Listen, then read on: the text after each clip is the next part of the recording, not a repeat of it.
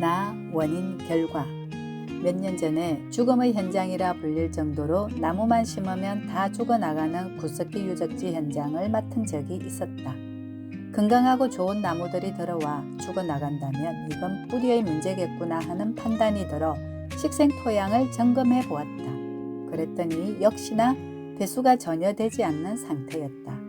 이후에 배수 시설부터 대대적으로 전면 보강을 한 후 나무를 심었고 그로부터 6년이 지난 지금까지도 죽은 나무가 거의 없어 보람으로 남는 곳이다. 그만큼 뿌리가 중요한 것이다.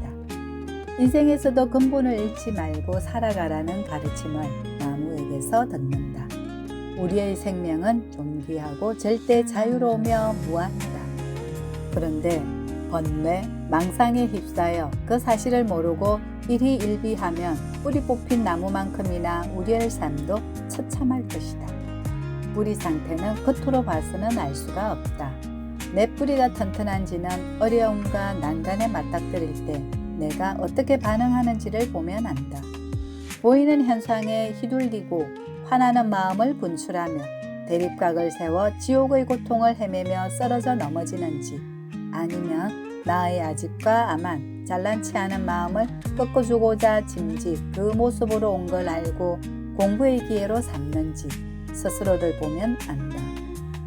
온몸을 송두리째 뽑아버릴 세찬 바람이 불어오지 않았다면 그 나무의 뿌리 상태를 알 수 없었을 것이다. 겉모습으로만 우람하고 키 크며 멋진 나무로만 알았을 거다. 센 바람을 맞아봐야 자신의 상태를 알 수 있고 어려움을 딛고 일어날 때 내 뿌리가 튼튼함을 알 수 있다. 그러므로 고난과 역경은 삶의 뿌리를 점검해 볼 수 있는 좋은 기회다. 뽑힌 나무 뿌리 앞에서 근본 없는 사람이 되지 않겠다고, 뿌리를 내리지 못한 사람으로 살지 않겠다고 다짐해 본다. 어릴 적부터 비 오는 날을 좋아했고 커서도 비 오는 날이면 종일 일손을 놓고 음악을 들으며 차를 마시곤 했던 기억이 난다. 커서 알게 된 사실이지만 비가 아니었으면 하마터면 이 세상에 나오지 못했을 처지였다. 부모님께서 부득이한 사정으로 나를 포기하시려고 어렵게 병원 일정을 잡아 놓으셨는데 갑자기 컨비가 여러 날 그치지 않고 오는 바람에 논뚝이 터졌다고 한다. 일꾼들 밥을 지어 나르다가 그만 때를 놓쳐 이 아이를 낳으라는 하늘의 뜻인가 보다 하며 나를 낳으셨다. 그래서 내가 유난히 비를 좋아하는 걸까? 장마가 시작되어 비 오는 어느 날 빗방울이 송골송골 맺혀있는 연잎을 바라보았다. 경복궁 향원지의 수련을 전통연으로 모두 바꾸는 공사의 인연으로 연뿌리를 하나 얻어 화분에 작은 연못을 만들어 심었다. 며칠이 지나자 꽃대가 빠끔히 얼굴을 내밀며 수줍게 물 위로 올라와 반가운 마음에 저절로 합장이 되었다. 줄기의 힘이 약한 수련은 잎이 수면 위로 올라오지 못해 떠다니는데 연꽃은 힘이 있어서 수면 위로 올라온다. 잎도 수련은 작으면서 한쪽이 갈라져 있지만 연꽃의 잎은 크고 단순한 원형이다.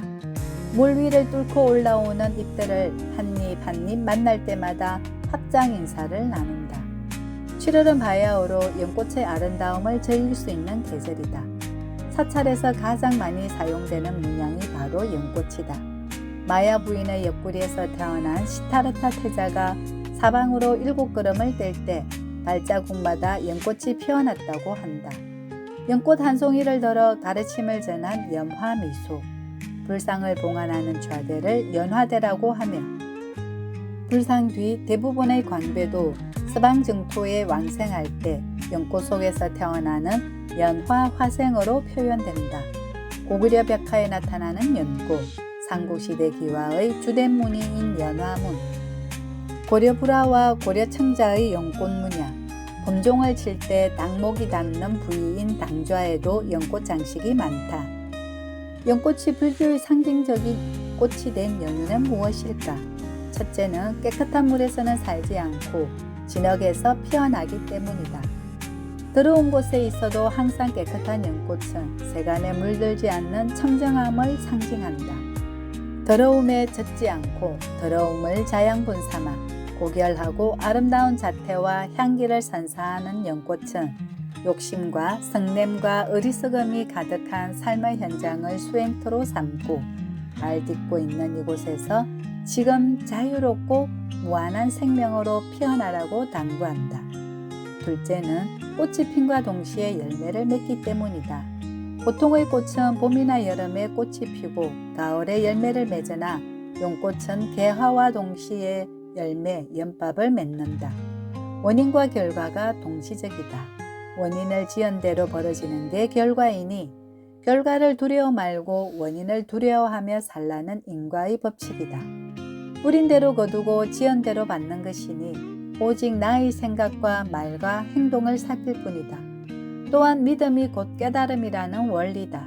나는 존귀하고 무한한 가치를 지닌 생명임을 믿고 살면 그대로 무한한 삶이 펼쳐지는 도리를 연꽃이 일깨워준다. 셋째는 연꽃의 봉오리는 마치 합장하고 서 있는 모습과 같다. 내 앞에 계신 분을 향해 당신과 나는 한 생명입니다. 당신을 공경합니다 하는 마음을 담아 두 손바닥을 합하는 걸 합장이라고 한다. 내 눈에 비친 모습이 어떠하든 나를 칭찬하든 비난하든 내 마음에 좋든 싫든 관계없이 세상 모든 일을 공경하는 마음으로 보면서 합장하는 예경의 마음은 곧 나를 내려놓는 마음이다. 이것을 금강경에서는 항복기심이라고 한다. 연꽃 앞에서 합장하며 항복기심을 다짐한다.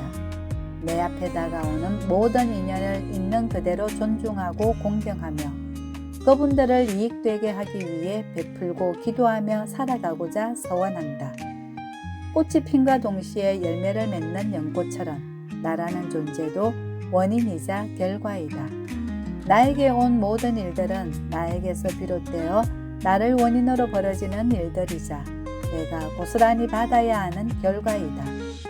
내게 왜 이런 일이라는 소리를 할 수가 없는 거다.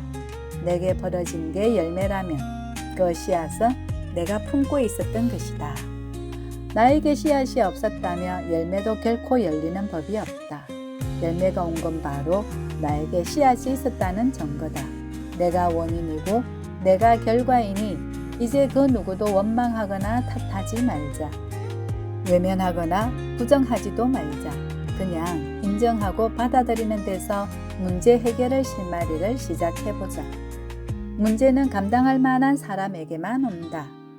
내게 문제가 왔다는 건 내가 그걸 감당하고 해결하며 극복할 만한 능력이 있다는 증거다.